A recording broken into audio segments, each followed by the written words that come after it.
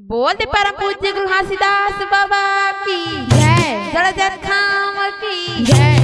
सतनाम सुमर के की सब कुछ की जय काज ही सदा सुमंगल होता है कि कृपा करे घासीदास ही कृपा करे घासीदास होता है सकल काल की जय। होता है सकल काल की जय। बार बार सब प्रेम से बोलो सतनाम साहेब। यहो एक बार सब मिलकर बोलो सतनाम साहेब। बोलते परम पूज्य गुरु घासीदास बाबा की जय। मोर हृदय के दर्पण जे कर ले ही पहचान नहीं करो मैं पत्थर की पूजा मोरे दाई दादा भगवान।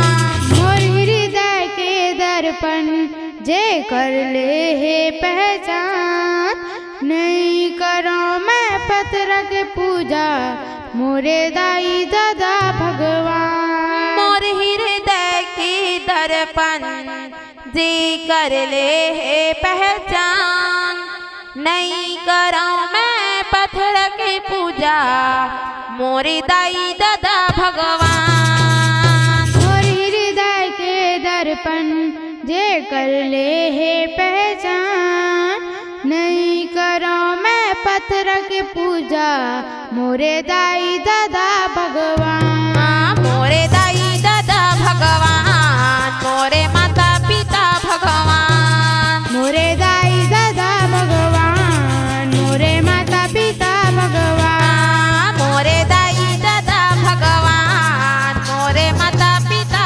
भगवान। मोरे दाई दादा भगवान मोरे माता पिता भगवान। जय हो मोर हृदय के दर्पण जे कर